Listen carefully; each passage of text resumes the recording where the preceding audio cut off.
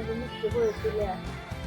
ഇവിടെ ഇവിടെ ഒന്ന് നോക്കുന്നുണ്ട്. കാശ് കിട്ടാതെ വീട് ഇങ്ങനെ കൊണ്ടുപോകും.